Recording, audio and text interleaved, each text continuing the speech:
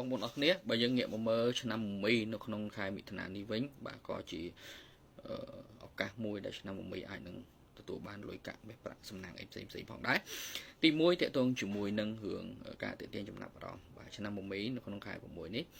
ជាពេលវេលាមួយដែលយើងអាចទាញចំណាប់អារម្មណ៍គេបាទទាញ follower ទាញ fan បាទធ្វើរឿងអីមួយចែកម្លែកអីមួយអាចទាញបាទក្រុមមនុស្សដែលចូលចិត្តរបស់យើងដែលគេតាមដានរបស់យើងហ្នឹងបាទល្បីល្បាញលឿនណាអញ្ចឹងអាចទាញចំណាប់អារម្មណ៍ពីពួកគេបានទី2តកតងជាមួយនឹងឱកាសលុយកាក់ផ្សេងបាទយើងព្យាយាមកលេចមើលក្នុងទីផ្សារថាតើទីផ្សារបច្ចុប្បន្ននេះយើងមានឱកាសអីខ្លះដែលយើងអាចទាញបានដើម្បីបង្កើតជាលុយពាក្យខ្មែរគេហៅថាវិធីក្រាលមាសណាកលេចតាណាក៏លុយដែរអញ្ចឹងបានន័យថាយើងត្រូវប្រើប្រាស់កែវភ្នែកជាអ្នករស់ស៊ីដើម្បីមើលចន្លោះប្រហោងក្នុងទីផ្សារដើម្បីមើលពីតម្រូវការអតិថិជនហើយបាទយកផលិតផលឬក៏សេវាកម្មផ្សេងមកបំពេញចិត្តរបស់អតិថិជនអានឹងយើងអាចទាញពីគាត់បានដែរបាទ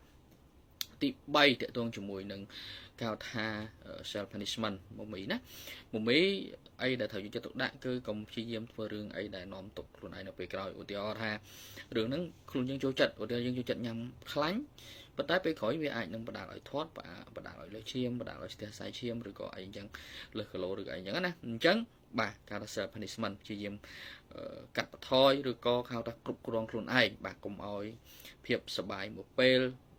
ឬក៏ enjoy your life នៅពេលហ្នឹងប៉ុន្តែរងទុកនៅបញ្ហានៅពេលក្រោយអញ្ចឹងនៅពេលដែលយើងអាចគ្រប់គ្រងខ្លួនយើងបានកាន់តែ